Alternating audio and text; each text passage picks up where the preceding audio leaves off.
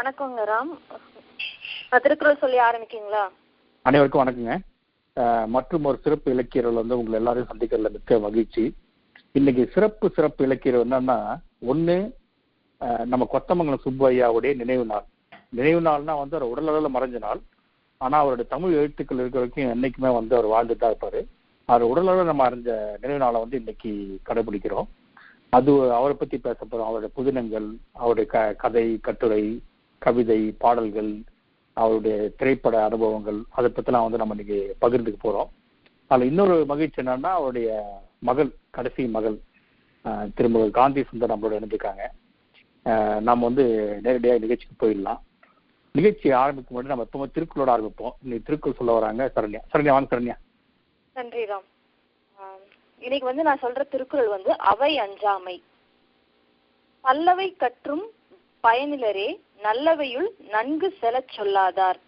அதாவது என்னன்னா, ஒரு நல்லவங்க நிறைய பேர் கூடியிருக்கிற அவையில அவர்கள் ஏற்றுக்கொள்ளும்படி நல்ல பொருள் பற்றி பேச தெரியாதவர்கள் இவ்வளவு விஷயங்களை, இவ்வளவு நூல்களை வந்து கற்றதுனால் பயன் இல்லாதவரா ஆகுறாங்க அப்படின்னு சொல்றாங்க. இன்னொரு தடவை திருக்குறள் சொல்லிடுறேன். பல்லவை கற்றும் பயமிலரே நல் அவையுள் நன்கு செலச் சொல்லாதார். இது அவையஞ்சாமை அதிகாரத்துல வருது. நன்றிங்க. நன்றி சார். யாருக்காவது கருத்து இருக்காங்க திருக்குறள்ல? கருத்து, கேள்வி? படிச்சா மட்டும் போதாது, அது அடுத்தவங்களுக்கு புரியுற மாதிரி எடுத்து சொல்லணும் அப்படிங்கறத நல்லா நச்சுன்னு நடுமண்டையில அடிச்சு சொல்லியிருக்காரு. என்ன சரண்யா?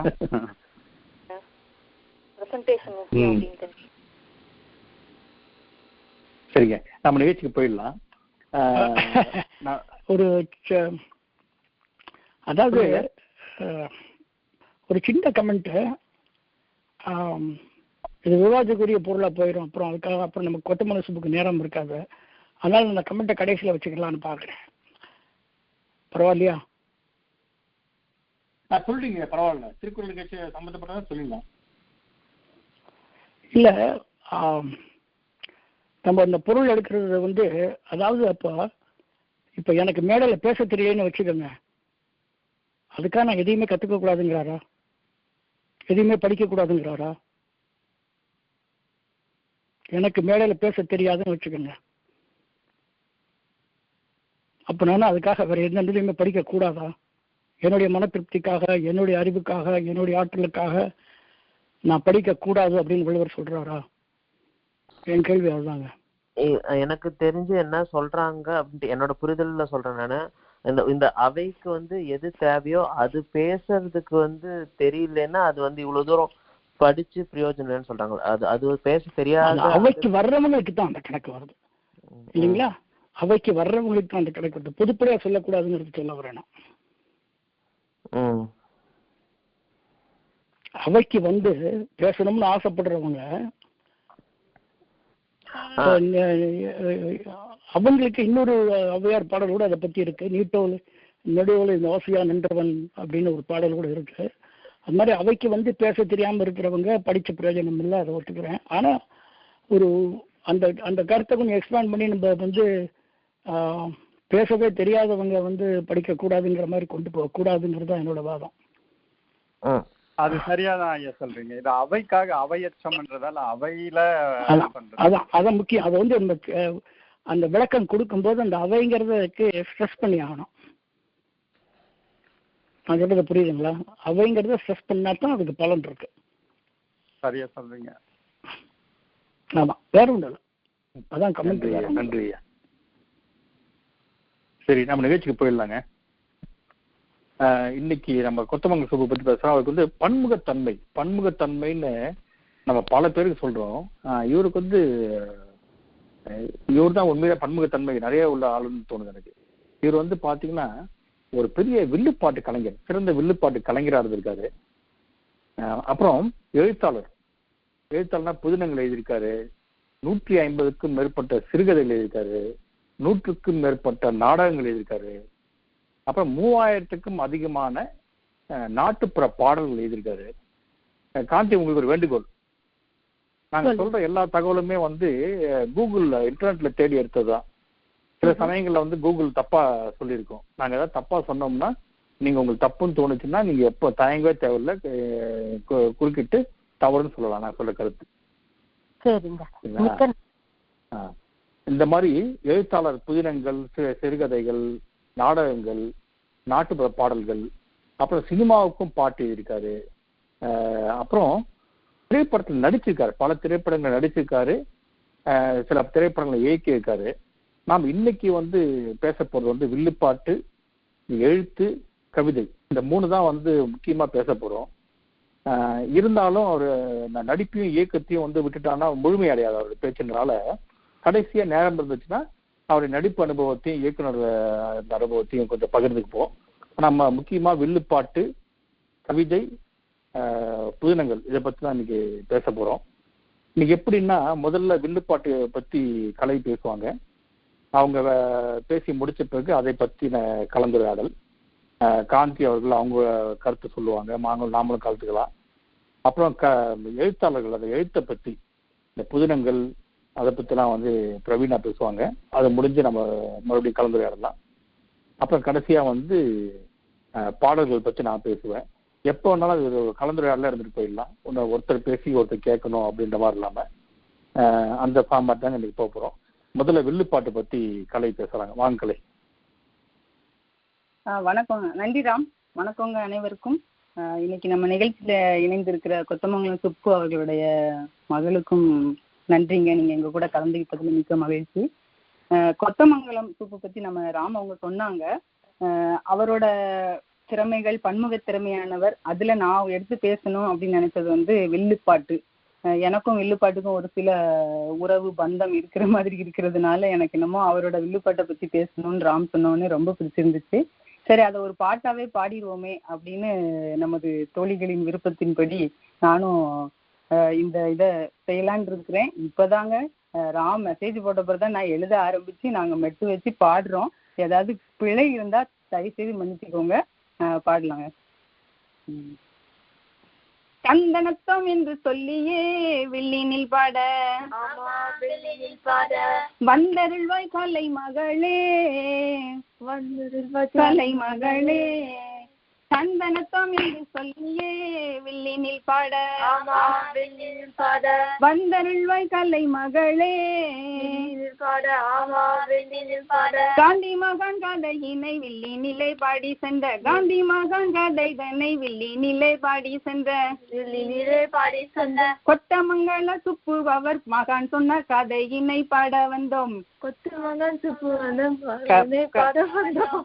காந்தி மகான் கதையினை வில்லி நிலை பாடி சென்ற, கொத்தமங்கல சுப்பு மகான் கதையினை பாட வந்தோம். தந்தனத்தம் என்று சொல்லியே வில்லினில் பாட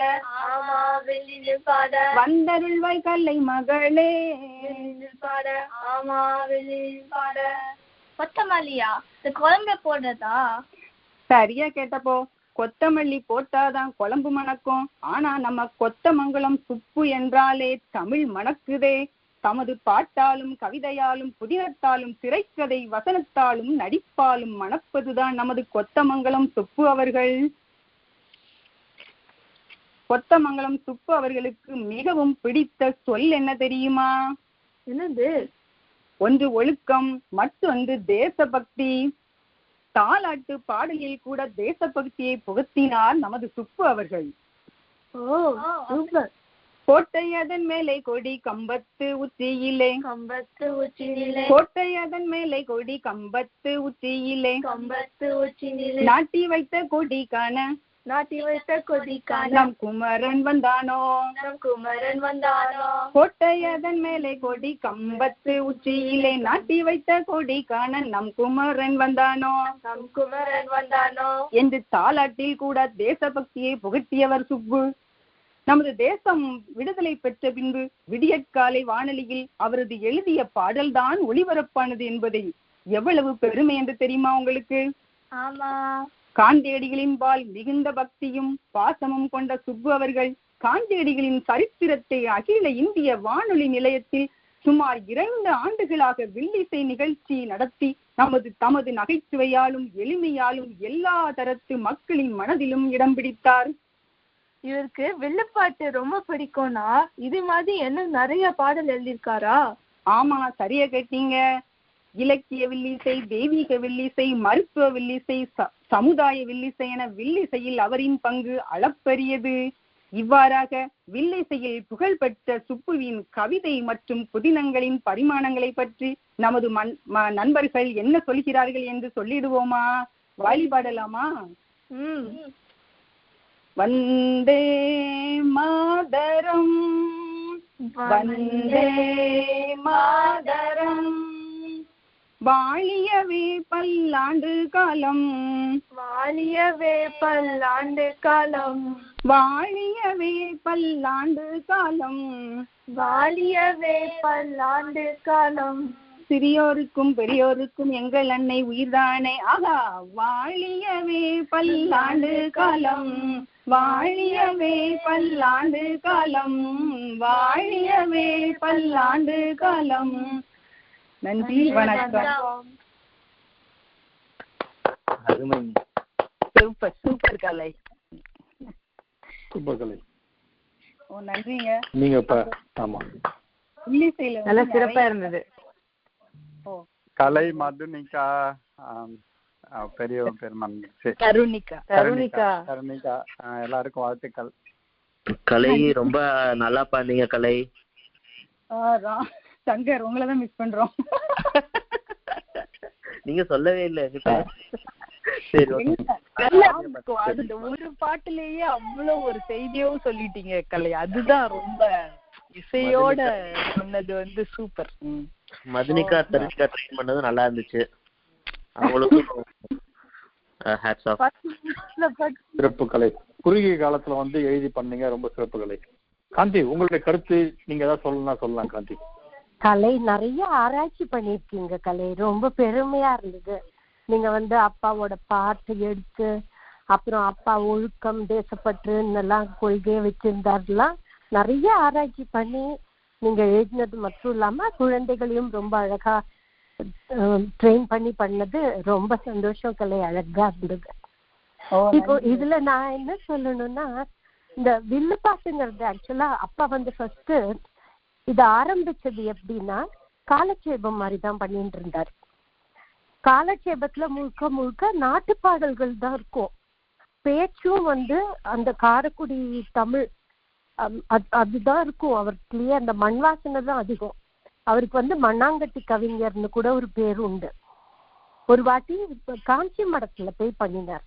அப்போ மகாபெரிவா கூப்பிட்டு, சுப்பு நீ இனிமே ஒரு வில்ல வச்சுக்கோ அப்படின்னு சொல்லி வில்ல எங்க பண்ணணும்னு பெரியவாளை காமிச்சு கொடுத்து, அப்படி வந்ததுதான் அப்பா கிட்ட அந்த வில்லுங்கிறத அந்த வாத்தியம்.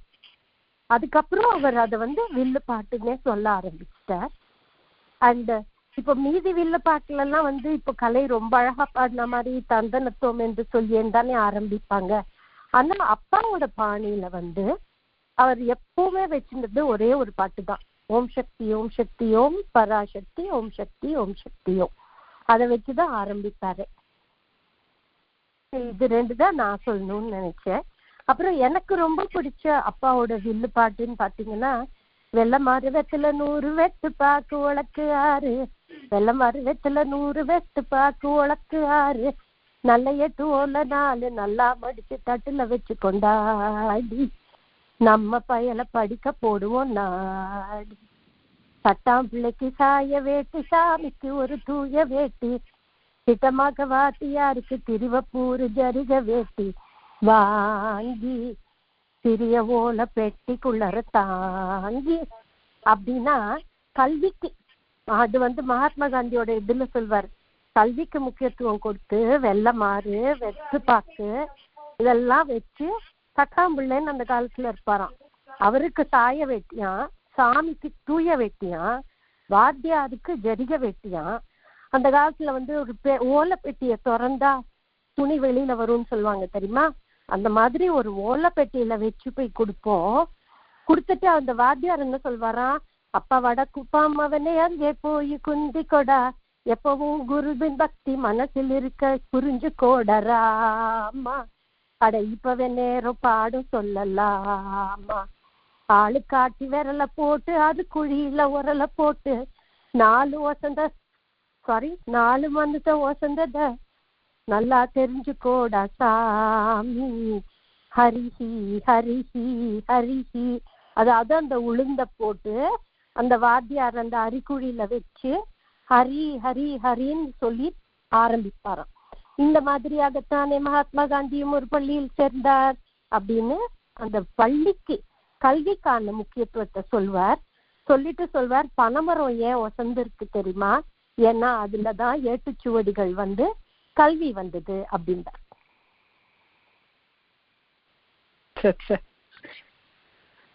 அருமம்மா, நீங்களே பேசலாம் போல இருக்கு 1 hour. அவங்க டைம் எடுத்துக்க கூடாதுன்னு தான் நான் இன்னும் கூட கம்மியா சொல்றேன். இல்ல நீங்க சொல்லலாம், தாராளமா சொல்லலாம். நீங்க சொல்றது கேட்க நான் தயாரா இருக்கேன், ஒன்னும் பிரச்சனை இல்ல. நான் ஒரு கேள்விப்பட்ட விஷயம் காந்திமா, நீங்க தப்பா தான் சொல்லலாம். அவர் ஒவ்வொரு முறை அந்த காந்தி மகான் கதையை வில்லுப்பாட்டை படிக்கும் போது ஒவ்வொரு முறையும் அழுவாராம் கடைசியில. அப்போ ஒரு சமயத்துல கேட்டாங்களாம், இது எப்படிங்க நீங்க 1000 முறையா பண்ணிருப்பீங்க இந்த பாட்டை பல 1000 முறை 2000 முறை மேடை வச்சிருப்பீங்க, எப்படி ஒவ்வொரு முறையும் உங்களுக்கு அழுக வரும் அப்படின்போது, இல்ல அவ்வளவு ஈடுபாடு காந்தி மகான் நம்ம நினைச்சோம்னா காந்தி மகான் அந்த சிச்சுவேஷன் போய் ஒவ்வொரு முறையும் அழுக வந்துருமா அவருக்கு? அது உண்மைதானே? அது ரொம்ப உண்மை. ஒவ்வொரு வாட்டியும் அழுவாரு. ஒரு தருணத்துல இல்லைன்னா இன்னொரு தருணத்துல அழுதுடுவார். அதுல இந்த எஸ்பிபி மூச்சு விடாம ஒரு பாட்டு ஒண்ணு பாடினார் தெரியுமா? ஆமா. அத ஃபர்ஸ்ட் எங்க அப்பா காந்தி மகான் கதையில பாடிட்டார். அந்த ஒரு காந்தி மகாத்மா, சாந்தி மகாத்மா, காந்தி மகாத்மா அப்படின்னு மூச்சு விடாம போகும். ஒரு சமயம் அதும்போது அழுவார், ஒரு சமயம் உப்பு சத்தியாகிரத்தும் போது அழுவாரு. அந்த உப்பு எடுக்க என்ன சொல்வார்னா, நான் சொல்றேன், அது எனக்கு ஞாபகம் வரும். இல்லன்னா ஒரு சமயம் அந்த சுட்டுட்டானே அதை சொல்றச்சே கண்டிப்பா அழுவார் அவருக்கு. அந்த அழுகங்கிறது ஏன்னா ரொம்ப இமோஷனல். அவர் எல்லாத்தையுமே நாடகமா பண்ணி காமிச்சுதான் பழக்கம். ஒரு சீன் எழுதுறதுனா கூட அதை தானாவே ஆயிடுவாராம். அப்படி ஆரம்பிச்சே கண்டிப்பா அழுவார். அது எங்க வீட்டுல எல்லாருமே சொல்வா, அப்பா அழாம ஒரு இது கூட இருந்ததே இல்லை அப்படின்பா. கையில் தடி எடுத்து கச்சை இறுக்கி கட்டி காந்தி கிழவர் நட போடுறார் பையன் சிறுவருமே பாட்டன் நடைய கண்டு பதறி பதறி கூட ஓடுறார். ஒரு சமயம் இதை சொல்றச்சே அழுவார். நீங்க சொன்ன அந்த மண்ணாங்கட்டி கவி அதை கூட படிச்சோம்மா, அவருக்கு கொடுத்திருக்காரு. டிகேசி கொடுத்த பட்டம் அது. ஆமா, டிகேசி கொடுத்திருக்காரு. சரிம்மா, நான் அடுத்த புதுநகர் போயிடலாமா? போயிடலாம். பிரவீனா வாங்க. பிரவீனா, யாருக்காவது வில்லுப்பாட்டு பத்தி கருத்து இருக்காங்க? யாருக்காவது வில்லுப்பாட்டுல கருத்து கேள்வி? கருத்து நிறைய இருக்குங்க, கேள்வி இருக்கான்னு தெரியல. கருத்து நிறைய இருக்கும். ரொம்ப நல்லா பண்ணிருந்தாங்க குறுகிய நேரத்திலேயே. நேரம் கருதி எல்லாருமே அமைதியா இருக்கும்.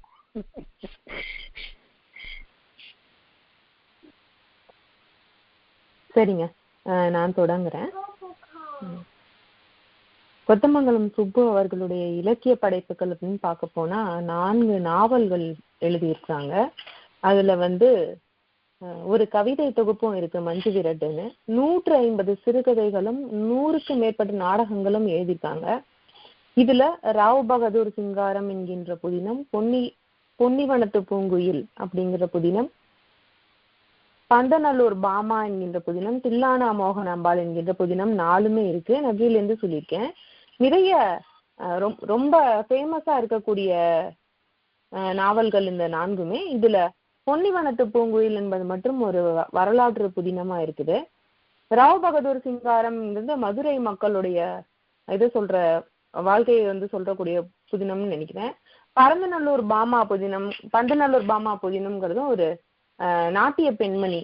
அந்த தேவரடியார் முறை ஒளிந்த பிறகு அதுக்கப்புறமா அந்த பெண்களுடைய நிலை என்ன ஆச்சுங்கிறத பத்தி ரொம்ப நிறைய கவலைப்பட்டு எழுதியிருக்கிறாரு. அதே வகையில் எழுதப்பட்டதுதான் இந்த தில்லானா மோகன் அம்பாள் என்கின்ற புதினமும். இந்த புதினம் திரைப்படமா எடுக்கப்பட்டு நம்ம வாழ்க்கையில இன்னைக்கு கூட நம்மளுடைய சந்ததியினர் எல்லாருமே பார்த்திருப்பாங்க. இந்த திரைப்படத்தை பத்தி மட்டுமே ஒரு நிகழ்ச்சி கூட எனக்கு பண்ண மாதிரி ஒரு நினைவு இருக்கு கொஞ்ச நாள் முன்னால. இந்த நாவலுக்கு பிறகு இதை படமா எடுக்க போய் வாசன் அவர்கள் வந்து இத கொடுத்துட்டதாகவும் இந்த உரிமையை படத்துக்கு கொடுத்துட்டதாகவும் அதுல ஒரு கதாபாத்திரம் ஏற்று நடிக்க வேண்டும்னு ரொம்ப விரும்பினதாகவும் அது அவருக்கு கிடைக்காம போனதுனால ரொம்ப வருத்தப்பட்டு அது பிறகு இந்த திரைப்படங்கள்ல திரையரங்குகள்ல போய் இந்த திரைப்படத்தை அவர் பார்க்கவே இல்லைங்கிறதும் ஒரு எல்லோருக்குமே மன வருத்தத்தை ஏற்படுத்தக்கூடிய ஒரு செய்தியா இருக்குது. அதுக்கப்புறம் இவர் வந்து இந்த நாட்டுப்புற பாடல்கள் மூலமாக இந்த சுதந்திர போராட்ட வீரர்களை பற்றிய கதைகளை எடுத்து அப்ப நிறைய இருந்ததாம். யார் எழுதுனாங்கன்னு தெரியாத பாடல்கள் நிறைய இருந்ததாம். அதுல இருந்து கட்டபொம்மனுடைய கதையை வந்து எடுத்து ரொம்ப அழகா பாடி ஒரு பாடலா எழுதி இருக்கிறாரு அப்படின்னதும் பாடல் எழுதுல எவ்வளவு வள்ளுவர்னா அந்த சிவம் இருக்காரு இல்லைங்களா, பாடல் எழுதுவாருங்களா, அவருடைய வந்து போட்டின்னு இல்லை அவருக்கு சமமா எழுதுற பாகியத்தை வந்து பெற்றிருக்கிறாரு. அதுக்கப்புறம் அந்த பரிசு போட்டி ஒண்ணு அறிவிச்சாங்களாம், 10,000 ரூபாய் பரிசு போட்டி வாசன் இது ஆனந்த விகடன் குழுமத்தின் சார்பில். அதுல வந்து பாக்ஸ் ஆபீஸ் சீட்டுல இவருடைய பாடலும் இருந்ததுங்கிற தகவலோடு சேர்த்து இவர் தன்னுடைய புகழை தக்க வைத்துக் கொண்டார் அப்படிங்கிறதும் நிறைய பேர் அவர்களுடைய அனுபவங்களையும் சேர்த்து எழுதியிருக்காங்க. இப்ப நான் வந்து தில்லானா மோகன அம்பாளை பத்தி நான் ரொம்ப பேசாம இது ஒரு கலந்துரையாடலா இருக்கணும் அப்படிங்கிறதுக்காக எல்லாரும் அவங்களுடைய கருத்துக்களை சொல்லணும்னு நான் இதோட நிறுத்திக்கிறேங்க. நன்றி.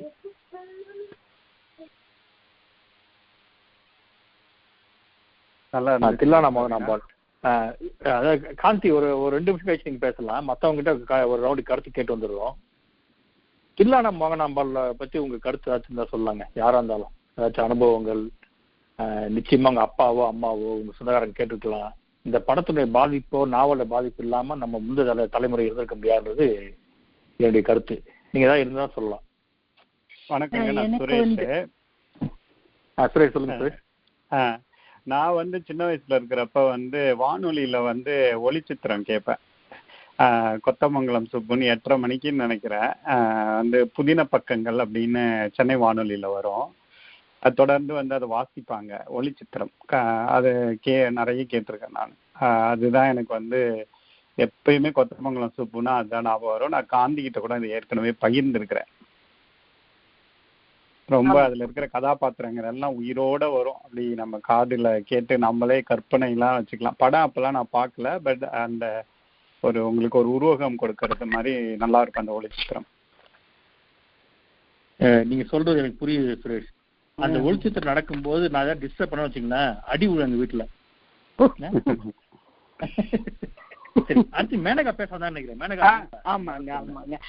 இதுதான் நானும் இந்த வானொலி ஒளிச்சித்திரம் பத்தி தான் பேசலாம்னு நினைச்சேன். அந்த தில்லானா மோகன் அம்பாள் வந்து அது அப்படி கேட்கும் போது அந்த சண்முகம் தானே அந்த கேரக்டர் பேர் இன்னும் ஞாபகம் இருக்கு பாருங்க. அது வந்து அப்படி ஒரு மென்மையானவனும், அது வந்து எங்களுக்கு திரைப்படம் பார்க்கும்போது சிவாஜியே மேட்சப் பண்ணல அந்த கேரக்டருக்கு. அந்த மாதிரி தோணிடுச்சு. அவர் ஒரு பெரிய அவர் வந்து ஒரு லெஜெண்டு. ஆனா அவர் சித்தரிச்சிருந்த விதம் அப்படி ஒரு அவர் அந்த ஒரு மென்மையானவனமாக அதில் உள்ள அவனுக்கு ஒரு ஞானமும் அவனுடைய அழகும் அதை வந்து அவர் அப்படி வந்து சொல்லியிருப்பார். அந்த சின்ன வயசுல எனக்கு கேட்டது வந்து அப்படி ஞாபகம் இருக்கு. அந்த மாதிரி அந்த ஒரு கேரக்டர் வந்து சொல்லி அதே மாதிரி அந்த பொண்ணோட இதையும் சொல்லியிருப்பாரு. அது அப்படி ஒரு ரசிச்சு கேட்டோம். மோகமுள்ளும் இதுவும் நிறைய கேட்ட ஞாபகம். நடிகை நாடகம் பார்க்கிறேன். அது கல்யாண மோகனம் அது வந்து இன்னும் மனசுல பசுமரத்தாணி மாதிரி இருக்குன்னு வச்சுக்கோங்க. அதுதாங்க. நான் ஒரு சின்ன தகவல் பரிமாறிக்கணும்னு விரும்புறேன். நான் பெரிய பரம பரம பரம சிவாஜி கணேசன் ரசிகன். ஏன் நம்ம எவ்வளவு தூரம் பார்த்தேன்னு எனக்கே ஞாபகம் இல்லைங்க. நம்பவே முடியாத அளவுக்கு பொன்னியின் செல்வன் எத்தனை தரம் படிச்சிருக்கேனோ அந்த அவ்வளவுக்கு தில்லானா நம்ம பார்த்துருக்கேன். பட் நான் சொல்ல வந்த தகவல் என்னன்னு கேட்டிங்கன்னா, இது கேள்விப்பட்டதுதான். எம்ஜிஆர் வந்து சீஃப் மினிஸ்டராக இருந்தபோது வெளிநாட்டிலேருந்து சில பேர் வந்திருந்தாங்களாம். அவங்களுக்கு வந்து நம்ம ஊர் படத்தை போட்டு காமிக்கணும் அப்படிங்கிறதுக்காக அப்போ அரசு இருந்தவங்க வந்து எம்ஜிஆர் நடித்த படம் 2 இதை செலக்ட் பண்ணி கொண்டு வந்து போயிருக்காங்க. அப்போ அவர் கேட்டாரா, எம்ஜிஆர் கேட்டாரா, இது என்ன படம் கொண்டு வந்திருக்கீங்க அப்படின்ட்டு. அவங்க ஏதோ பேர் சொன்னாங்களாம். இல்லை இது வேண்டாம், நீங்கள் போய் தில்லானா மோகனாம்பா கொண்டு வாங்க அப்படின்னாராம். ஒன்று அவங்க போய் அப்படி தில்லானா மோகனாம்பா எடுத்து கொண்டு வந்து திரையிட்டிருக்காங்க அந்த வெளிநாட்டு விருந்தினர்களுக்கு. அவங்க போக விட்டு ஒரு அமைச்சரோ யாரோ கேட்டிருக்காங்க, ஆமா உங்கள் படம்லாம் இருக்குது, அதை விட்டு இப்படி எதுக்காக தில்லானா மோகனாம்பா படத்தை கொண்டு வந்து திரையிட சொன்னீங்க அப்படின்னு. அதில் தான் நம்ம தமிழோட கலாச்சாரமே தெரியுது அப்படின்னாராம். அது பகிர்ந்துக்கிடந்து ஒரு சின்ன ஆசைங்க, அவ்வளோ. எனக்கு தெரியாது தகவல் தெரியாது. நல்ல தகவலாக இருந்துச்சு, நன்றி. வேற யாருக்காவது இருக்காங்க கருத்து? எனக்கு ஒண்ணு என்னன்னா, இந்த நம்ம சின்ன வயசுல எல்லாம் அந்த கேசட் போட்டு பாக்குற பழக்கம் உண்டு இல்லையா, அந்த படங்கள். அதுல வந்து அடிக்கடி போட்டு பார்த்த படம் வந்து திருவிளையாடல், சரஸ்வதி சபதம். அதுக்கு அடுத்து வந்து இந்த தில்லானா மோகனாம்பா. எனக்கு அதுல உள்ள வசனம் ஒண்ணு ஞாபகத்துக்கு வரும். அப்படியே அந்த வசனத்தை மேக்சிமம் நம்ம அது இந்த கேசட்ல வசனம் தானே இருக்கும், அதனால அது கேட்டு கேட்டு எப்பவும் அந்த அடையப்பா வண்டி ரயிலு இந்த ஆட்டம் ஜாஸ்தியா இருக்குது அப்படிங்கிற ஜோக்கு, அப்புறம் வாட் இஸ் பாவி பல்லவி அப்படிங்கிறதுக்கெல்லாம் அந்த மாதிரி நிறைய நகைச்சுவையோட அந்த நலம் தானா அந்த இதெல்லாம் போகல, அதெல்லாம் ரொம்ப நல்லா இருக்குங்க. இல்லை நம்ம கேட்கும்போது அது அவ்வளவுதான், அந்த இதுதான் ஞாபகத்துக்கு வருது. இது ஒரு சிறப்பு தகவல். நம்மள பல பேர் வந்து திரைப்படத்தை பற்றி பேசுறோம், ஆனா இது வந்து தொடர்கதையா வந்து ஆனந்த விகடன் வந்தப்போ அந்த அப்போ ஆனந்த விகடனோட சேல்ஸ் வந்து ரொம்ப எக்கச்சக்கமா போச்சான். அதே போல வீட்டுக்கு வந்து இப்ப ஒரு வாட்டி பாரதி பாஸ்கர் ஒரு ஸ்பீச் பேசும்போது ரெஃபர் பண்ணாங்க, அவங்க எவ்வளவு கிரேஸ் அதை படிப்பாங்க அப்படின்ட்டு. அந்த வீட்டுல இருந்து அந்த கடையில இருந்து வாங்கி வந்து போட்டுன்னு யார் முதல்ல படிக்கிறது அப்படின்ற சண்டையெல்லாம் வீட்டுல நடக்கும்னு கேள்விப்பட்டிருக்கேன். சரி காந்தி, நீங்க வாங்க காந்தி, உங்க கருத்து இருந்தா சொல்லுங்க காந்தி, அப்புறம் தொடரலாம். நீங்க சொன்னீங்க சேதுராமன் ஐயா சொன்னதும் நீங்க சொன்னது எல்லாமே உண்மை. தில்லானா மோகனாம்பாள் எப்படி ஆரம்பிச்சாங்கன்னா, அப்போ வந்து ஆக்சுவலா ஆனந்த விகடனுக்கு கொஞ்சம் சேல்ஸ் டவுனா இருந்தது. அப்ப எல்லாருமே சேர்ந்து அப்பா சொல்லியிருக்கார், சரி நான் வந்து ஒரு கதை ஒண்ணு ஆரம்பிக்கிறேன், அது எப்படி போறது பார்க்கலாம் அப்படின்னு தன் பெயர்ல எழுதவே இல்லை. அவர் ஒரு புனைப்பெயர் கலைமணிங்கிற புனைப்பெயர்ல தான் ஆரம்பிச்சிருக்கார். அது என்ன ஆச்சுன்னா, வாரம் இப்போ ஸ்டேஷன் மாஸ்டர் வந்து ட்ரெயின்ல இருந்து இறக்கறச்சே ஸ்டேஷனுக்கே வந்து நிறைய பேர் அந்த பிரதி எடுத்துன்னு போவாளாம். அப்புறம் அங்க வந்துட்டு போஸ்ட் ஆபீஸ்ல தானே கிராமங்கள்ல எல்லாம் வந்து முதல்ல எடுத்துன்னு போய் இறங்கும். அப்போ போஸ்ட் ஆபீஸ்க்கே நிறைய பேர் வந்து வாங்கிடுவாளாம். அப்புறம் ஒரு வீட்டுல வந்து ஒருத்தர் படிச்சுட்டு எனக்கு நீ கதையை சொல்லக்கூடாது, சொல்லிடாத அப்படின்பாளாம். இன்னும் சில வீடுகள்ல வந்து வாய் விட்டு ஜோரா படிக்க ஆரம்பிச்சுட்டாலாம், ஏன்னா எல்லாருக்கும் அதே நேரத்துல கதையை தெரிஞ்சுக்கணுங்கிற ஆசை. ஸோ அந்த மாதிரி கடைசியில ஆனந்த விகடனோட சேல்ஸையும் அது ரொம்ப பெரிய விதத்துல ஏற்றியது. எங்க அப்பாக்கும் நிலையா புகழ் கொடுத்த ஒரு காவியம். காரணம், தமிழ் முழுக்க தமிழ் மண், தமிழ் பாரம்பரியம், தமிழ் மக்களின் வாழ்க்கை, நம்ம தமிழ்நாட்டுக்கே உரிய நாதஸ்வரம் எப்படி உருவானது, அந்த திமிரி நாயனத்தை பத்தி நிறைய ஆராய்ச்சி பண்ணியிருக்கார். அதே மாதிரி நடனக்கலை சதுராட்டம்ங்கிறது எப்படி இப்படி வந்தது, அந்த தேவரடியார்கள் பெண்கள்னு அப்பாக்கு என்னைக்குமே ரொம்ப சுத்தி ஒரு கதை ஒண்ணு சொல்வார். சினிமா ஒரு அம்மா கிட்ட நடிக்க வந்தவங்கள்ட்ட, ஏமா உன் தலை இப்படி இருக்குன்னு கேட்டாராம். அந்த அம்மா பாக்குறியா அப்படின்ட்டு அவங்க முடி எடுத்து காமிச்சாங்களா, அது ஆக்சுவலா விக்ரம். என்னன்னா புருஷன் கோடாலியால அடிச்சு அவங்க நடு மண்டையெல்லாம் அவ்வளோ பெரிய ஓட்டையா. அதுக்கு அப்பா சொல்வார், பெண்களை வந்து நம்ம எப்படி நடத்தணுங்கிறது வந்து நமக்கு தெரியணும், அவங்கள 2 கண்கள் மாதிரி நடத்தணும்லாம் சொல்லிட்டு, அதனால அந்த தேவரடியார்கள் அவ்வளோ கலை இருந்தும் அவங்க எவ்வளவு பாடுபட்டாங்க, அது தப்பு இல்லையாங்கிற ஒரு சமூக கருத்தை கொண்டு வர்றதுக்காகத்தான் தில்லானா மோகனாம்பாள் எழுதினார். இதுல என்னன்னா, பிரதிக்கு காத்துட்டு இருப்பாங்களாம் விகடன்ல, எழுதுவாராம். ஒரு வாரத்துக்கு 300 பக்கம் எழுதுவாராம். அதை திரும்பவும் திருத்துவாராம். அந்த 300ங்கிறது 8 பக்கம் ஆகுமா. வாசல்ல ஆளுக்கு அம்பாசிடர் வெயிட் பண்ணிட்டு இருப்பாராம், அச்சுக்கு போகணும், இதோ தரேன்னு அவசரமா கொடுத்து அனுப்புவாராம். அந்த மாதிரி காத்து இருந்து போன பிரதிகள் தான் எல்லாம். அப்புறம் இன்னொரு விஷயம் என்னன்னா, நீங்க எல்லாரும் இந்த சினிமா பார்த்துருக்கீங்க, உங்களுக்கு தெரியும், அதுல வந்து பரமானந்த பரதேசி யாருன்னு ஒரு பெரியவர் வருவார்.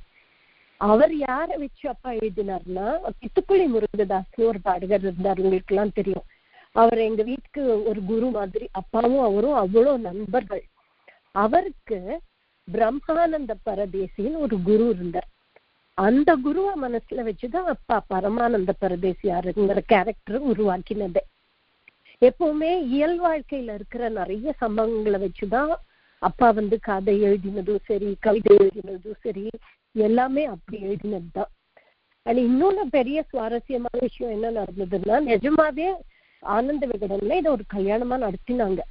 கதையெல்லாம் வந்த பிறகு ஏவிஎம் ராஜேஸ்வரியில இன்விடேஷன் அடிச்சு எல்லா பிரமுகர்களையும் கூப்பிட்டு வந்தவங்களுக்கெல்லாம் சாப்பாடு போட்டு ரிட்டர்ன் கிஃப்ட் எல்லாம் கொடுத்து இத ஒரு நிஜம் திருமணமாவே நடத்தினாங்க. அந்த அளவுக்கு ஒரு பரபரப்பை ஏற்படுத்திய ஒரு கதை இது.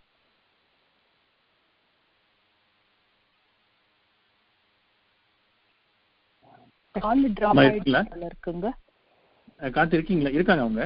நான் கேட்டதா சொன்னது? 10 செகண்ட் கேட்கல. பத்திரிகை அடிச்சு பண்ணதெல்லாம் கேட்டது. அந்த அளவுக்கு ஒரு பரபரப்பை ஏற்படுத்திய கதை இது. இன்னைக்கும் உங்க எல்லாருக்குமே தெரியும், தில்லான மோகனாம்பாள ஒண்ணு சினிமாவா பார்ப்பாங்க, இல்ல நாவலா படிப்பாங்க. அந்த வழக்கம் இன்னைக்கும் இருக்கு. அதனால நிறைய பிரதிகள், இப்ப கூட ஒரு பிரதி ஒண்ணு கொண்டு வந்திருக்கும்.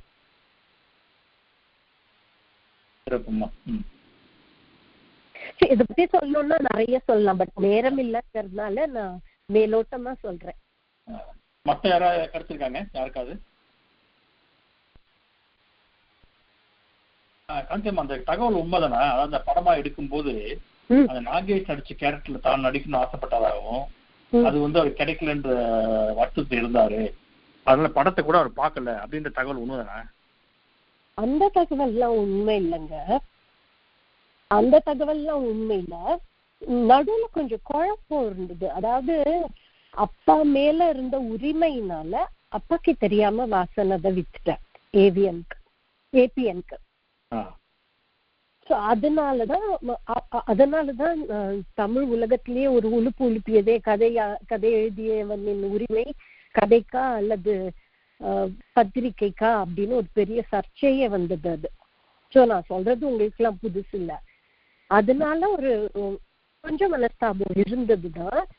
ஆனா அப்பா எஸ்.எஸ். வாசனை உண்மையிலேயே ஒரு தெய்வமா தான் மதிச்சார். அதனால அத ஒரு பெரிய விஷயமாக்கல. மனசாளர்ல பாதிப்பு கண்டிப்பா இருந்தது.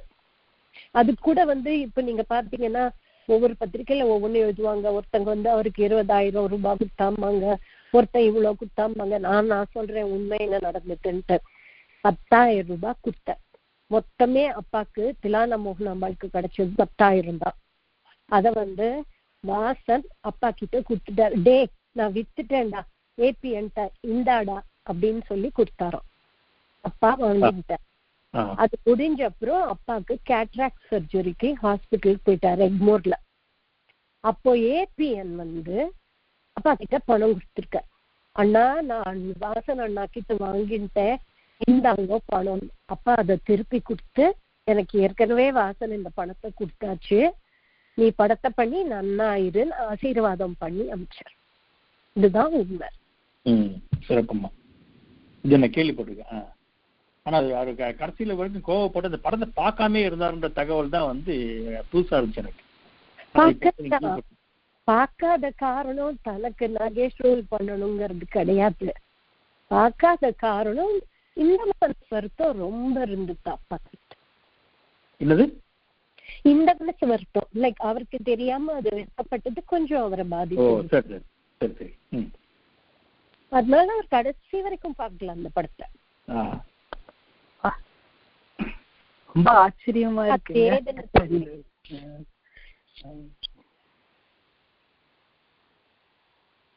யாரும் சொல்ல வந்தீங்க? யாருங்க? ரொம்ப ஆச்சரியமா இருக்கு அப்படின்னு சொல்றேன்.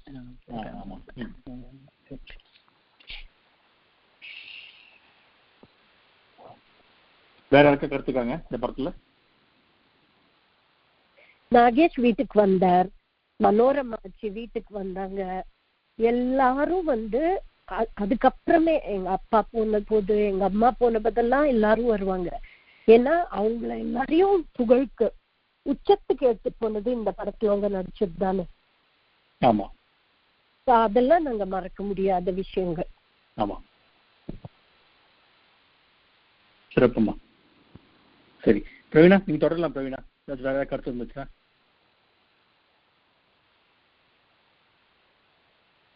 பிரவீனா முடிச்சுட்டேங்க. நான் முடிச்சிட்டேன். கவிதை தொகுப்பு பத்தி தொடரலாம் நீங்க. சரி, இன்னும் ஒரு சில குட்டி தகவல்கள் மட்டும் சொல்லிடுறேன் எனக்கு தெரிஞ்சது. இந்த ராவ் பகதூர் சிங்காரம் அப்படின்ற அந்த புதினமும் அதுவும் வந்து திரைப்படமாக்கப்பட்டது. சிவாஜி பத்மினி நடிச்சாங்க. அந்த படமும் வந்து ஒரு மிகப்பெரிய வெற்றி படமா அமைஞ்சதா நான் கேள்விப்பட்டிருக்கேன். கூகுள்லயும் பார்த்தேன். இப்போ அந்த படத்துல பேர் வந்து விளையாட்டு பிள்ளை. அதுலயும் வந்து சிவாஜி பத்மினி தான் நடிச்சாங்க. அதுவும் வெற்றி படமா அமைஞ்சது அவங்களுக்கு. சரி, இதுங்க யாருக்காவது புதினங்கள் ஏதாச்சும் கருத்து தான் சொல்லாங்க. இப்போ யாராவது மிஸ் பண்ணிருந்தாங்கன்னா நேரம் விரையும் பண்ணாம டக்குன்னு சொன்னீங்கன்னா இருக்கும்.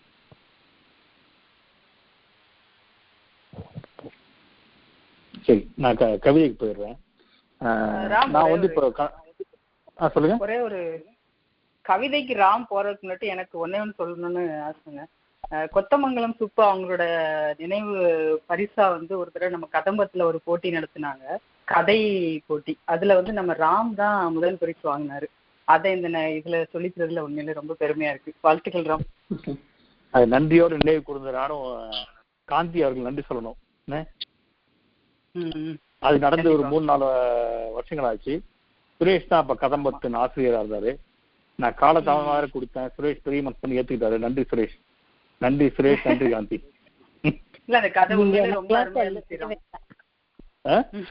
நீங்க எனக்கெல்லாம் சொல்லவே வேண்டாம். உங்க தமிழ் உங்களுக்கு அதை வாங்கி கொடுத்தது. நன்றிமா, நன்றி. அது எனக்கு ஞாபகம் இருக்கு ராம். அந்த அறிவிச்ச காந்தி கிட்ட பேசிட்டு காந்தி வந்து இந்த மாதிரி அப்பா பேர்ல ஒரு சிறுகதை போட்டி வைக்கலாம் அப்படின்னு சொன்னாங்க. சொல்லி அறிவிப்பு வச்ச உடனே வந்து இங்கிருந்து யாரும் அதிகம் எழுதவே இல்லை. மிச்சிகன்ல இருந்து ரொம்ப குறைச்ச பேர் தான் எழுதியிருந்தாங்க.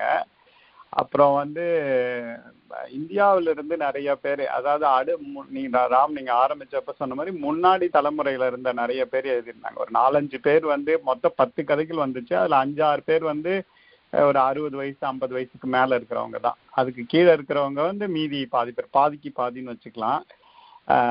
நீங்க ராம் வந்து கடைசியா அந்த 12th மேன் மாதிரி உள்ள வந்து கப்பு வின் பண்ணிட்டு போயிட்டாரு.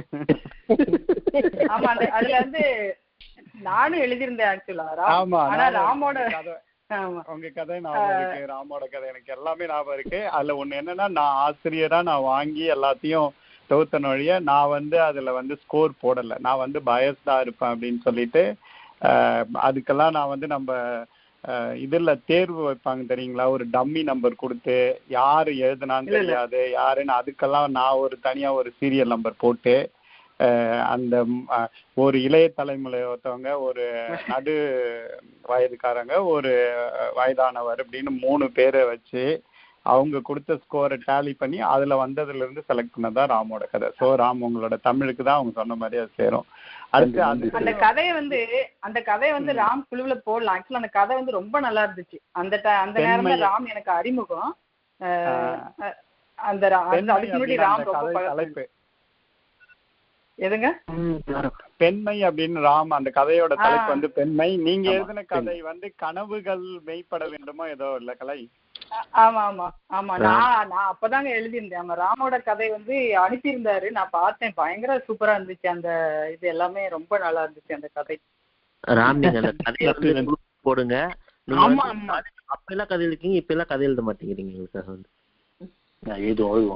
சரி, நம்ம நிகழ்ச்சி போயிடலாம், மறுபடியும் போயிடலாம். நன்றி நன்றி கலை. இது ஒரே ஒரு டவுட், இது எந்த கேட்டகரியில கொடுத்தீங்க? வயதானவர்கள் எழுதின கேட்டகரியில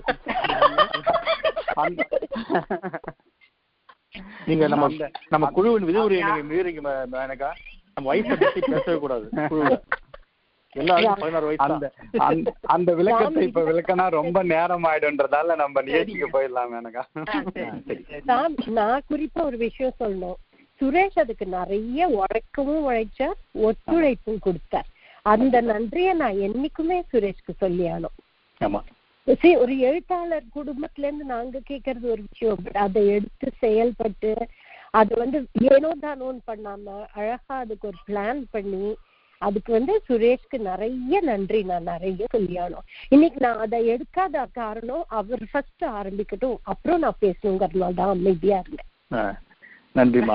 இன்னொன்னு சொல்லிடுறேன், இப்ப சொல்றதுனால எனக்கு அப்போ சுரேஷ் ரொம்ப பழக்கம் கிடையாது. அப்புறமேட்டு அதை வின் பண்ணி எல்லாம் முடிச்சு இப்போ இந்த தமிழா குழு நாங்க அடிக்கடி பார்த்து பேசும்போது அவங்க ஒரு வாட்டி கேட்ட சுரேஷ் அந்த கதைக்கு மார்க் போட்டது எப்படி, யாரெல்லாம் படிச்சு மார்க் போட்டா அப்படின்னு கேட்டேன். அதுக்கு அவர் சொன்ன பதில் எனக்கு ரொம்ப அவர் மேல இந்த மதிப்பு மரியாதை கூட்டுச்சு. அப்ப சொன்னாரு, இல்ல அது கதமம் ஆசிரியரா நான் என் கடமையை செஞ்சேன், அது சீக்கிரட்டா வச்சுக்க வேண்டிய விஷயம், நட்புன்றதால நான் சொல்ல மாட்டேன் அப்படின்ட்டாரு. சுரேஷ் ஞாபகம் இருக்கா உங்களுக்கு? இருக்குன்னு நினைக்கிறேன். அது எனக்கு ரொம்ப பிடிச்சிருந்தது பதில். சரி, நம்ம நிகழ்ச்சிக்குள்ள போயிடலாங்க மறுபடியும், அப்புறம் டைம் பத்தாம போயிடும். இன்னும் 15 நிமிஷம் தான் இருக்கு. நான் ஒரு சில இது தில்லானா மோகனாம்பாள் கதையா ஆனந்த விகடன் கதையா வரும்போது அதுக்கு பல விமர்சனங்களும் வந்திருக்கு. எல்லா படைப்புமே விமர்சனத்துக்கு உட்பட்டதானே. இந்த கதைக்கு விமர்சனம் வந்திருக்கு. நீண்டுகிட்டே போகுது கதை, சுவாரஸ்யமா இல்ல, நீண்டுகிட்டே போகுது அப்படின்னு சொல்லி யாராவது ஒருத்தர் கேள்வி கேட்டாங்களா. அப்ப எழுத்தாளர் சாவி ஒரு பதில் சொல்லிக்காரு. அது நல்லா இருந்திருக்கு அந்த பதில். அதுக்கு அவர் சொன்ன பதில் குரங்குக்கு வால் நீளமாச்சுன்னா கஷ்டமா இருக்கும், மயிலுக்கு தோகை நீளமா இருந்தா அழகா தானே இருக்கும் அப்படின்னாராம். அதுக்கு அந்த கேள்விக்கான பதில். அதாவது கதை மயில் இறகு மாதிரி அழகா இருக்கு அப்படின்னு அர்த்தத்துல அது சொல்லியிருந்திருக்காரு. அது ஒரு தகவல் கிடைச்சது. சரி, அடுத்து நம்ம கவிதைக்கு போயிடலாம். கவிதையில சில விஷயங்களை ஆல்ரெடி நம்ம கலை அவங்களுடைய பாடல்ல சொல்லிட்டாங்க. இருந்தாலும் திரும்ப முறை சொல்லிடுறேன். நம்ம ஒரு கேள்விங்க இப்ப இந்த நேரத்துல, இது ஆஃப் தி டாபிக். நம்ம நாடு சுதந்திரம் அடைஞ்ச உடனே முதல்ல நியூஸ் வாசிச்சு இந்த மாதிரி இந்தியா சுதந்திரம் அடைஞ்சிச்சு அப்படின்னு வாசிச்ச நியூஸ் ரீடர் யாரும் தெரியுமா உங்களுக்கு? செய்தி வாசிப்பாளர் இல்ல, செய்தி வாசிப்பாளர், தமிழில் வாசித்த செய்தி வாசிப்பாளர் எனக்கு தெரியும். ரவில கொஞ்சம் லேட்டஸ்ட் அப்பாவா வருவாரு, பூர்ணம் விஸ்வநாதன். பூர்ணம் விஸ்வநாதன் அவர் தான் முதன் முறையாக சுதந்திர இந்தியாவின் முதல் செய்தியில அவர் தான் வாசிச்சாரு. அதே மாதிரி சுதந்திர இந்தியாவின் முதல் பாடல் ஒளிபரப்பானது கொத்தமங்கலம் சுப்பையாவுடைய பாடல். இது கலை அவங்க பாட்டுல சொன்னாங்க, இருந்தாலும் தெளிவா தெரியுறதுக்காக திரும்ப சொல்றேன். இது உண்மைதான அந்த தகவல் காஞ்சி? உங்களுக்கு தெரியுமா? சின்ன கதை சொல்றேன். சுதந்திரம் வந்ததுன்னு தெரிஞ்ச உடனே கிடுகிடுன்னு எழுத ஆரம்பிச்சிட்டாரு அப்பா ஒரு கவிதை. எழுதிட்டு கொத்தமங்கலம் சீனோன்னு ஒருத்தர் இருந்தார், அவருடைய செகண்ட் வைஃப் மாயவரம் பாப்பான்னு ஒருத்தங்க, அவங்களுக்கு போன் பண்ணி, நீ வாமா நம்ம ஆல் இண்டியா ரேடியோக்கு போறோம், நீ தாமா இந்த பாட்டை பாடுற அப்படின்னு சொல்லி மாயவரம் பாப்பா பாடி எங்க அப்பா எழுதினதுதான் அந்த பாடல். சிறப்பு, நல்ல கன்ஃபார்ம் பண்ண முடியுது. சரி, அடுத்த தகவல் அப்பா உங்க அப்பா இறந்த பிறகு நீங்க எல்லாம் குடும்பத்தார் எல்லாம் சேர்ந்து அவருடைய கவிதை தொகுப்பு வெளியிட்டு இருக்கீங்க, மறுக்கொழுந்து அப்படின்னு பேர்ல 2 புத்தகங்களா? சரியாமா தகவல்? ஆமா. அது நான் போட்டோஸும் பார்த்தேன். மிகப்பெரிய போட்டோ ஒன்று இருக்கு, ஃபேமிலி போட்டோ, 40 பேருக்கு மாதிரி போட்டோ. மணிக்கு ஒரு சின்ன ரெக்வஸ்ட், அந்த பாட்டு ஒரு 2 வரி அவங்க பாட சொல்ல முடியுமா? என்ன பாட்டுன்ட்டு? அந்த பாட்டு இப்போ என் கையில இல்ல, ஆனா அப்பா எழுதின ஒரு ரொம்ப சிறப்பான ஒரு பாடல் இருக்கு. அது டைம் இருந்தா ஒரே ஒரு பேராகிராஃப் நான் சொல்றேன். நீங்க சொல்லுங்க. நிச்சயமா டைம் இருக்குமா, நீங்க சொல்லலாம், எப்போ வேணாலும் சொல்லலாம். இது எப்படின்னா, இது சுதந்திர போர் வீரர்கள் 2வது உலக மாநாடு முடிஞ்சு வீட்டுக்கு வரைச்சு அவர் வரவேற்கணும்னு எழுதினார். இத வாசன் போர் வீரர்கள் வர எல்லா எல்லைகள்லயும் அந்தந்த மொழியில மொழிபெயர்த்து வீரர்களுக்கு ஒரு வணக்கத்தோட வரவேற்றார். இதுக்கு பேரு வேட்டை முடிஞ்சு போச்சு வீட்டுக்கு வாங்க. சில வரிகள் மாத்திரம் நான் பாடுறேன். பிறந்த நாட்டை நினைச்சு பார்த்து புறப்பட்டு வாங்க, வேட்டை முடிஞ்சு போச்சு தம்பி வீட்டுக்கு வாங்க, காட்ட உழுது செய்திருத்தி கஞ்சி வாருங்க. எக்களிக்கும் கடலு மேலே ஏறி போனீங்க, முக்குளிக்கும் கப்பலுள்ளே முடங்கி போனீங்க, திக்கு எட்டும் செதறி போய் செயிச்சு பிட்டீங்க. நீங்க சிரமப்பட்டது போதும் தம்பி, வீட்டுக்கு வாங்க. தம்பி வாழு காரம் வந்தா தவிக்கிறா, தாலி சரட்ட பார்த்து கண்ணு தண்ணி வடிக்கிறா, அந்திப்பட்டா ஒரு யுகமா அவ துடிக்கிறா. 6 வருஷமாச்சுதப்பா, வீட்டுக்கு வாங்க. வீடு வாசல் நீ இல்லாம வெறிச்சுன்னு போச்சு, மாடு கண்ணும் ஒன்ன தேடி மறுகிறதாச்சு, காடு கரையும் ஆள் இல்லாம ஓடிட்டு போச்சு, களை பிடிக்கும் சிங்கங்களா வீட்டுக்கு வாங்க. இது பெரிய பாட்டு, ஆனா நேரம் இல்லாததுனால நான் கொஞ்சம் மாத்திரம் சொல்றேன். முழுக்க முழுக்க நாட்டு பாடல், முழுக்க முழுக்க மண் வாசனை. இந்த பாட்டை பேசாதவங்க கிடையாது. ஷோலேருந்து, காத்தாடி ராமமூர்த்திலேருந்து, கல்கிலேருந்து, வாராலேருந்து எல்லாரும் இதை பத்தி பேசியிருக்காங்க, இன்னைக்கும் பேசுறாங்க. சிறப்புமா, நீங்க நல்லா பாடுறீங்க. வர ஏதோ இன்னைக்கு உங்க முன்னாடி எனக்கு நடுக்கம்லாம் இல்லவே இல்லை, அதுவே எனக்கு அதிசயமா இருக்கு. நன்றிமா. சரி, இவர் பல கவிதைகள் இன்டர்நெட்ல நான் தேடி பார்த்தவங்க எனக்கு கவிதைகள் கிடைக்கல, கண்டிப்பா படிக்கணும்.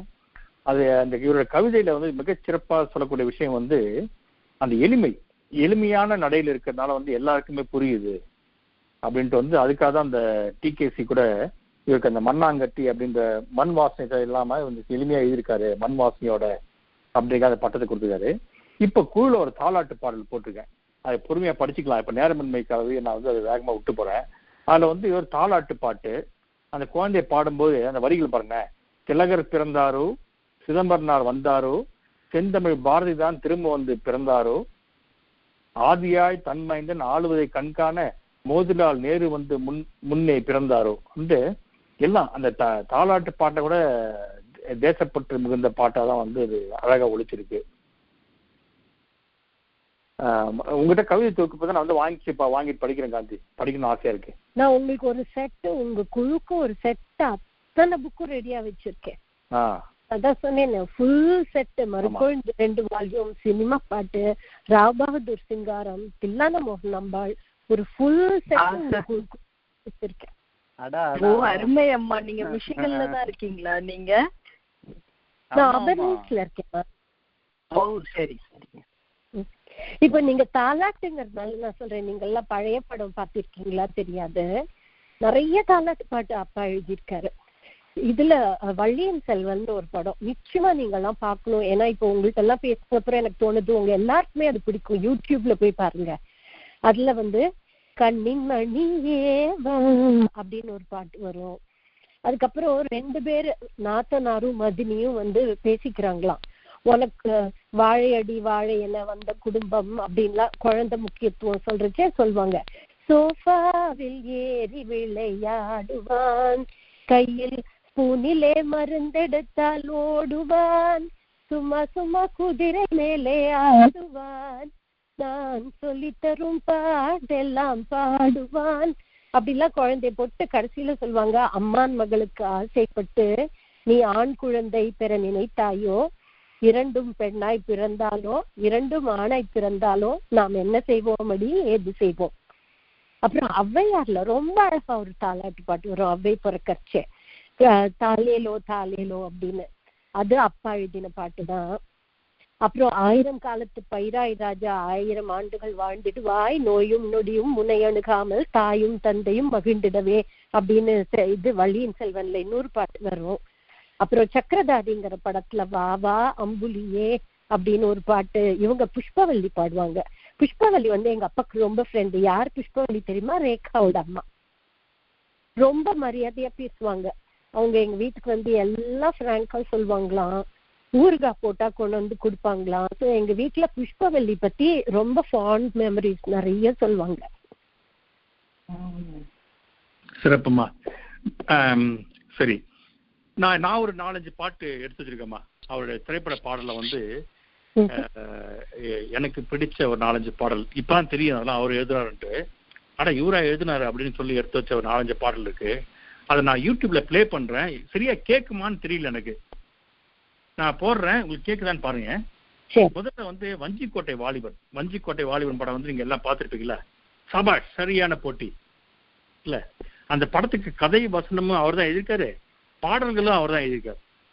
அதுல வந்து இந்த கண்ணும் கண்ணும் கலந்து இந்த 2 பேர் போட்டி பாடல் டான்ஸ் ஆடுவாங்கல்ல, அந்த பாட்டை வந்து ஐயா தான் எழுதியிருக்காரு. எல்லா பாட்டுமே அவர் தான் ராம்குமார். அந்த பாட்டு போற கேக்குதா பாருங்க.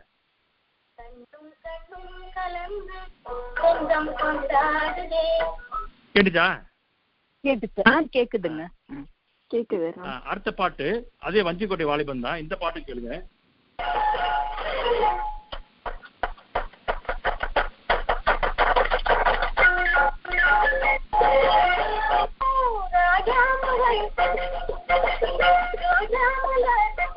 இந்த பாட்டு கேட்டிருப்பீங்களா? நிச்சயமா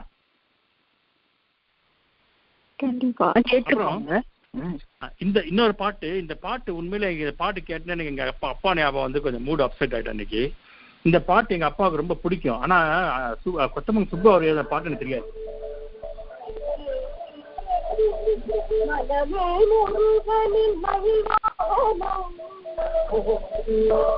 கேட்டிருக்கீங்களா? மனமே முருகனின் மயில் வாகனம். எல்லா பாட்டும் எல்லாமே கேட்ட பாட்டு தான், நல்ல பாட்டு. ஆமா. இன்னொரு பாட்டு ஒண்ணு இருக்கு, அது வால்யூம் சரியா வரமாட்டேங்குது. அம்மா பசிக்குதே தாயை பசிக்குதுன்ட்டு 2 குழந்தைங்க பாடுற மாதிரி அது ரொம்ப உருக்கமா இருக்கு. அந்த பாட்டு வால்யூம் வரமாட்டேங்குது. ஹெட்போன் பண்ணதான் எனக்கு கேக்குது. அப்புறம் திரைப்பட பாடல்கள்ல வந்து பல நகைச்சுவை பாடல்கள் எழுதியிருக்காரு. அதுல வந்து ஒரு 3-4 பாட்டு நான் இன்னைக்கு கேட்டேன். அதுல ஒரு பாட்டு வந்து எனக்கு ரொம்ப பிடிச்சி போச்சு. அந்த பாட்டு வந்து நான் லிங்க் தனியா அனுப்புறேன். ஆனா அதுல வந்து இந்த இப்ப புதுசாக வந்துச்சுல, ஆடி போன ஆவணி அவ ஆலமாய்க்கும் தாவணிங்கிற பாட்டு இல்ல, அதே வரியில வர்ற மாதிரி ஒரு பாட்டு இல்லை. அது கேட்கறதுக்கு சுவாரஸ்யமா இருந்துச்சு. அது வந்து எடுத்து வச்சு நீங்க விட்டுட்டேன். சரி, நான் தனியாக அனுப்பிடுறேன். அது மாதிரி பல நகைச்சுவை பாடல்கள் எழுதியிருக்காரு. அப்புறம் நாகேஷ் நடிச்ச ஒரு சில படங்களுக்கு வந்து அவர் எழுதிட்டார். ஒரு பாட்டு குப்பு குப்பு வண்டி, இதை போறேன் கேளுங்க.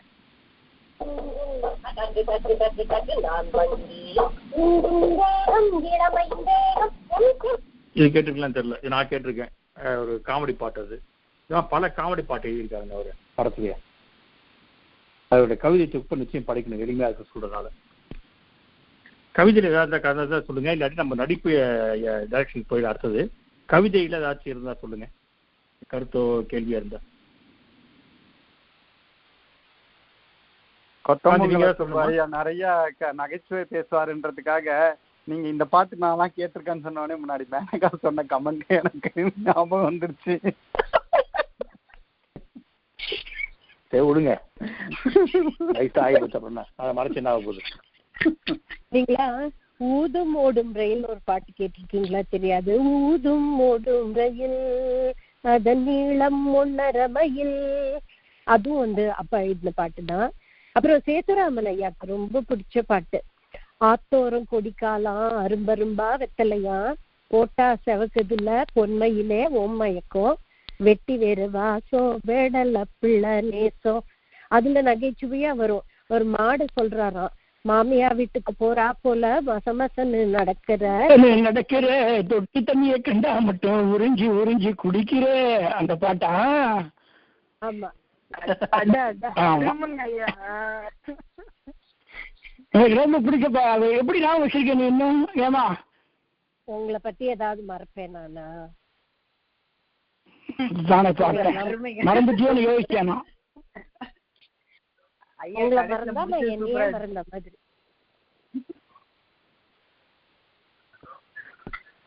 சிறப்பு. இல்ல, ரொம்ப அருமையான பாட்டு. ஆமா, ரொம்ப நல்ல பாட்டு, ரொம்ப பிடிக்கும். சொல்லுங்க ஐயா. இல்ல, அந்த பாட்டு பிடிக்கும்னு சொன்னேன், வேற ஒண்ணும் இல்ல. மிச்சம் பேசுறேன். I'm just enjoying.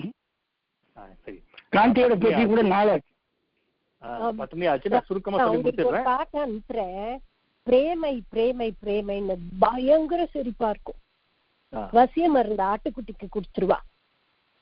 இவன் பாட பாட பின்னால ஆட்டுக்குட்டியும் மேன்னு போகும். நான் உங்களுக்கு அதை அனுப்புறேன், நீங்க குரூப்போட ஷேர் பண்ணிக்கங்க. ஓகே, சரி. இன்னும் ஒரு 2-3 தகவல் மட்டும் சொல்லிடுறேன். நமக்கெல்லாம் வந்து ஔவையார் அப்படின்னா வந்து கண்ணு முன்னாடி நிற்கிறது கேபி சுந்தராம்பாள் தான், ரைட்டா?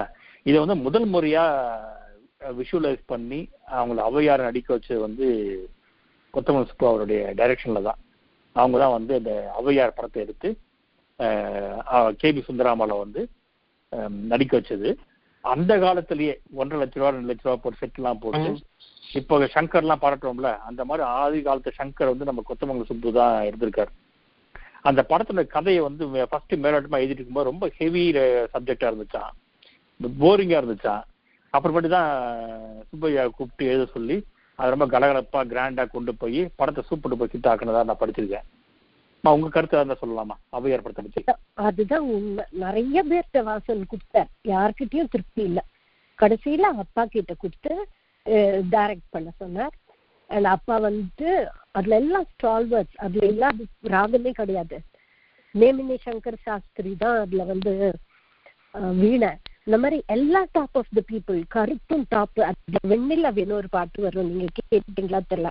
கண் தமிழ்நாட்டு நிலை வெண்ணிலாவே, நான் காணும் அருமை எல்லாம் வெண்ணிலாவே, எண்ணி எண்ணி பெருமை கொண்டேன் வெண்ணிலாவே, இவை என்றும் நிலைத்திடுக வெண்ணிலாவே.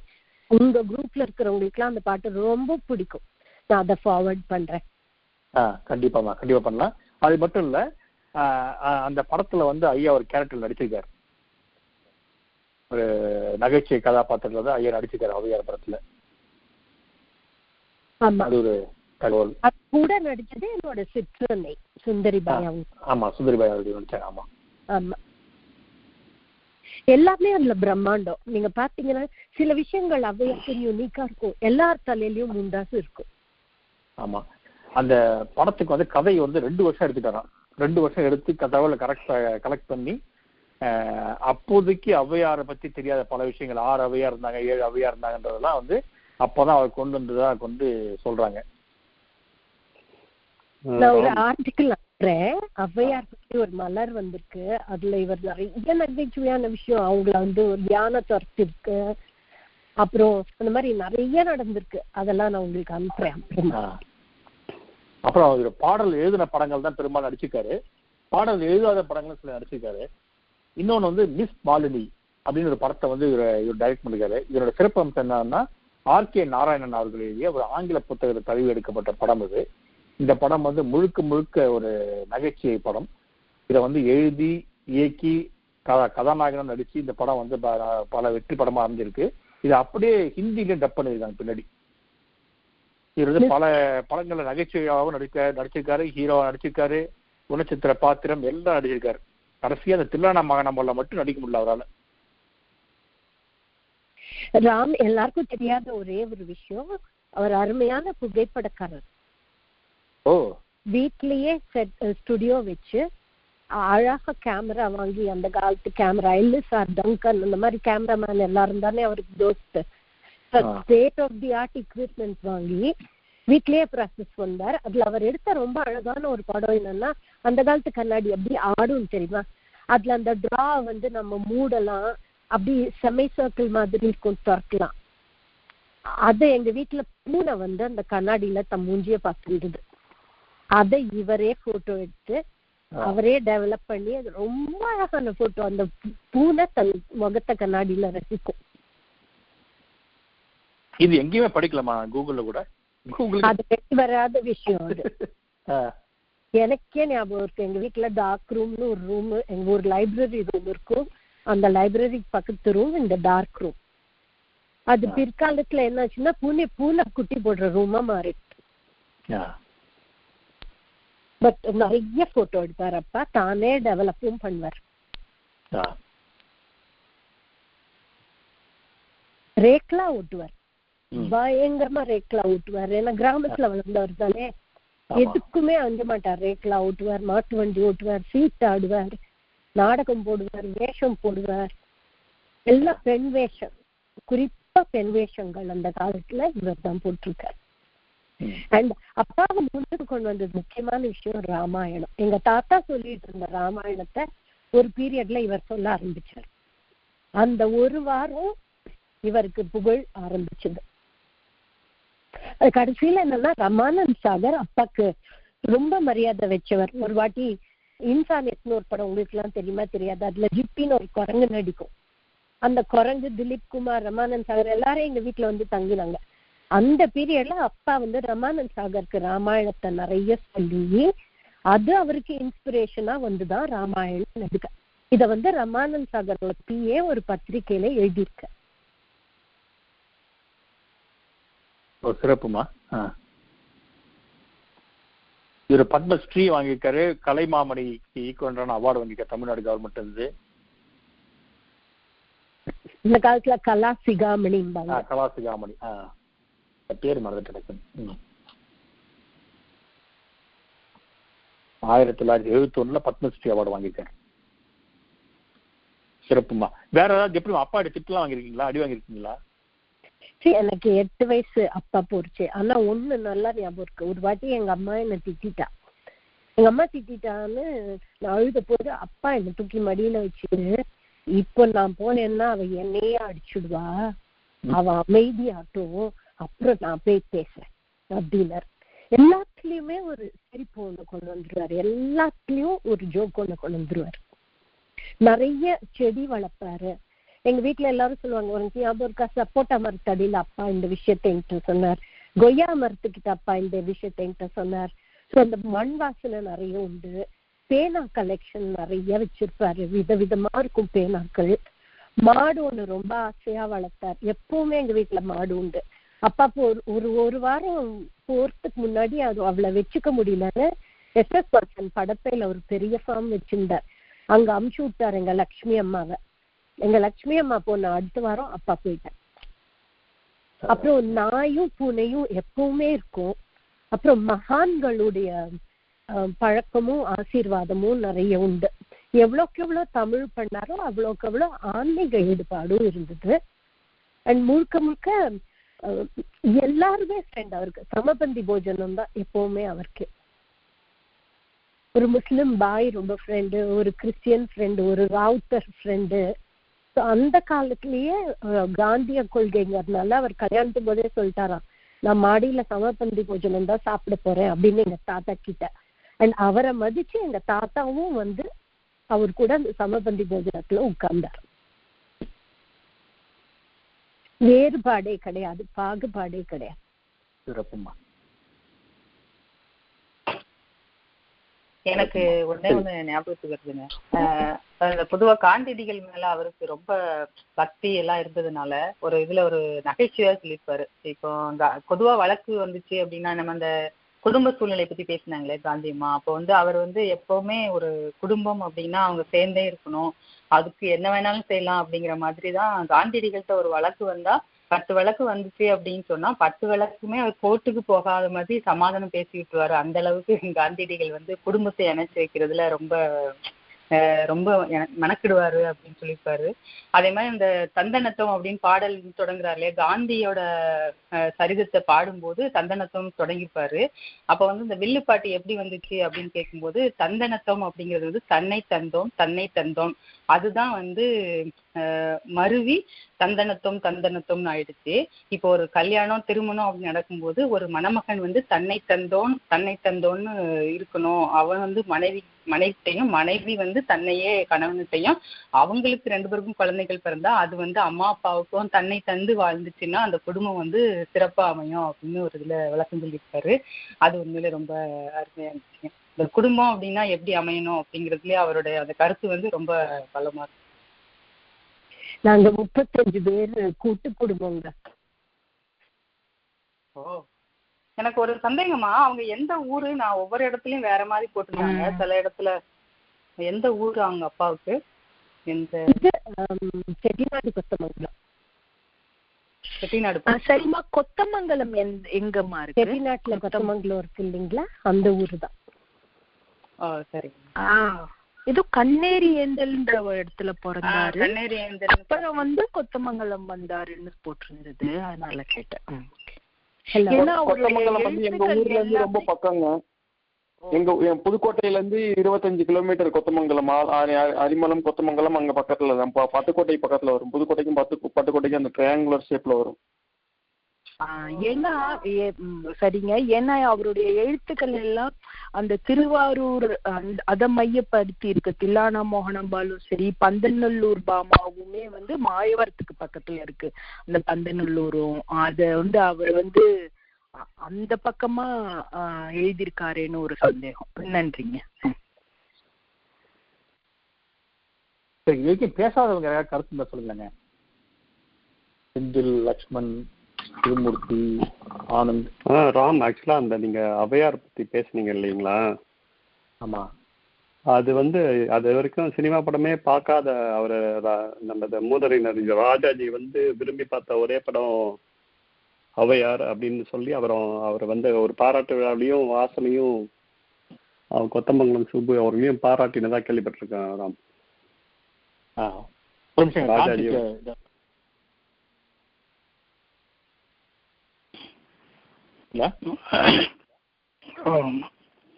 அதுக்கப்புறம் ஒரு சின்ன ஒரு சின்ன கமெண்ட். ஐ மீன் ராஜாஜின உடனே எனக்கு ஞாபகம் வருது. அவர் ராஜாஜி 2 படம் தான் பார்த்தார் அப்படின்னு இவர் சொன்னார். நம்ம தமிழரசி தமிழருவி மணியன் இருக்காருல்ல, அவர் பேசும்போது சொல்லியிருந்தாரு.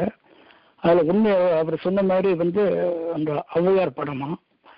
2வது அவர் சம்பூர்ண ராமாயணம் போய் பார்த்துட்டு நான் பரதனை பார்த்தேன் அப்படின்னு சொன்னாராம்.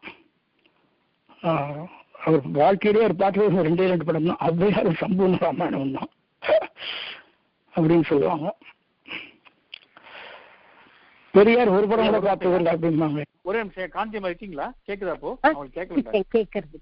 தொடருங்கய்யா, மன்னிக்கணுமா, தொடருங்கய்யா.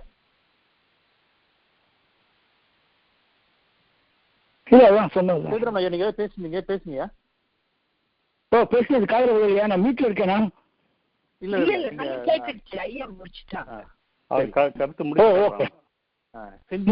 லக்ஷ்மண் ஒரு லைன் கிடையாது, அதுக்கு மேல கிடையாது. தமிழ் உலகுக்கு கொத்தமங்கலம் சுப்புவும் வாசன் செய்த சேவையை யாராலும் மறக்க முடியாது. அது அவருடைய பாராட்டு பத்திரம். ஔவையார் பார்த்துட்டு சொன்னது.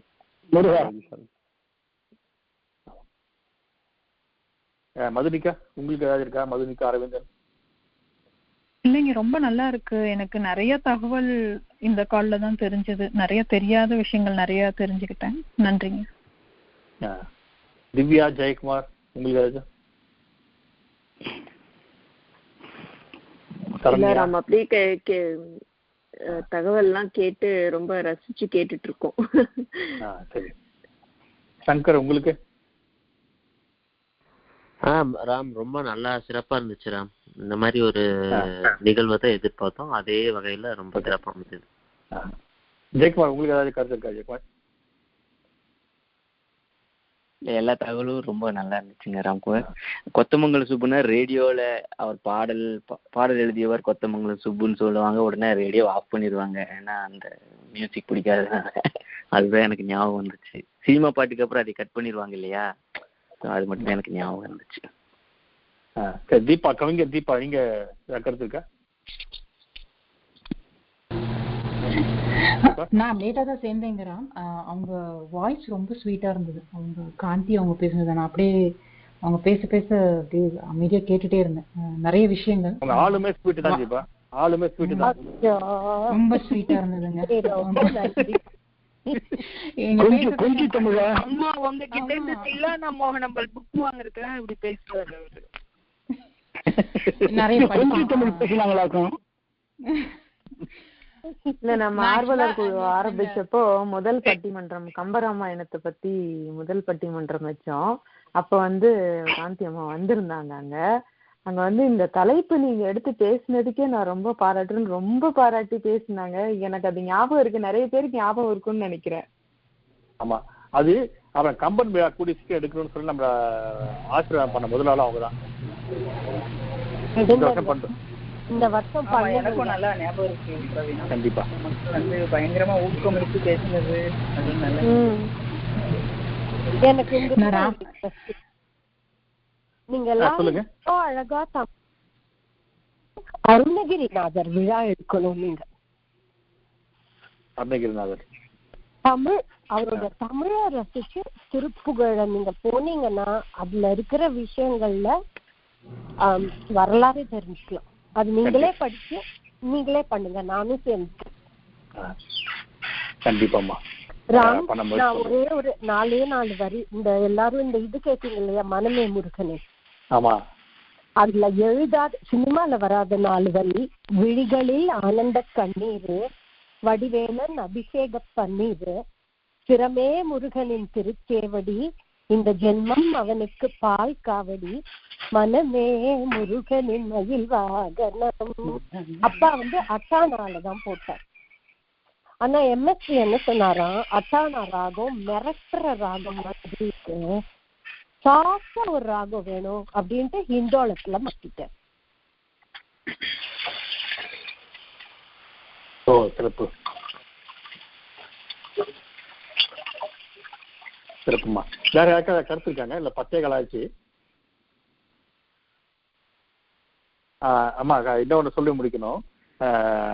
ஐயாவுக்கு பிறகு வந்து நான் என்ன தெரிஞ்சுக்கிட்டேன்னா, கூட பிறந்தவங்க எல்லாம் சேர்ந்து எந்த பல ஊர்ல இருக்கீங்க, பல ஊர்ல இருந்தாலும் வந்து இப்ப எப்படி கதம்பத்துக்கு வந்து ஐயா பேர்ல ஒரு கதை போட்டி வச்சிங்களோ, அந்த மாதிரி கூட பிறந்தவங்க எல்லாம் ஒவ்வொரு இடத்துல வந்து அவர் பேர்ல வந்து கதை போட்டி கவிதை போட்டிலாம் வச்சு வருங்கால எழுத்தாளர்களை வந்து ஊக்குவிக்கிறதா படித்தேன்.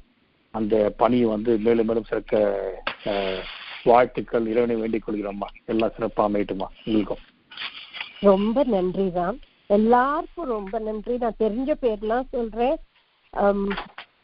சேத்து ஐயா, சுரேஷ், அப்புறம் மதுமிதா, அப்புறம் கலை, அப்புறம் கீதாவா ஒரு கவிஞர் கடைசியில சேர்ந்தாங்க, தீபா, சங்கர்னு ஒருத்தர் இருந்தாரா? ஆமா ஆமா, இந்த பேரெல்லாம் இன்னைக்கு நான் கேள்விப்பட்டேன். உங்க எல்லாருக்கும் ரொம்ப நன்றி. உங்களுடைய தமிழ் வளரணும், உங்களுடைய ஆர்வம் வளரணும், அப்புறம் ஞானமும் வளரணும். ஏன்னா கடைசியில இதெல்லாம் நம்ம பண்றது ஞானத்துக்கு தானே. ஆமா, நன்றிமா. ரொம்ப நன்றி. நீங்க வந்து 1.25 மணி நேரம் இருந்தது ரொம்ப நன்றி. பொதுவா 10 மணிக்கு முடிச்சிருவோம், இன்னைக்கு கொஞ்சம் எக்ஸ்டெண்ட் ஆகி போச்சு, மன்னிச்சுக்கணும். இல்ல மன்னிக்கிறது இல்ல, சந்தோஷமா இருந்தோம். இல்ல உங்களுக்கு அதிக நேரம் ஆச்சுன்னு சொன்ன அவ்வளவு வேற இருந்தேன். சரி, காந்தி சொல்லுங்கப்பா. மன்னிக்கிற வேலை இல்ல, இது மயிலோட இது தோகை. சரி சரி சரி, மயில் தோகை, மயிலோட தோகை. அவர் சொன்ன மாதிரி உங்களோட வால் இல்ல, மயிலோட தோகை வளர்ந்தா. சரி, இதுக்குதான் ஐயா வேணுங்கிறது. அப்புறம் நீங்க எல்லாம் அந்த போட்டோ பாக்குறீங்களே, உங்க எல்லாருக்குமே தெரியும் அப்பாவோட அந்த பொது போட்டோ, அதை எடுத்தது சாவியுடைய மகன்.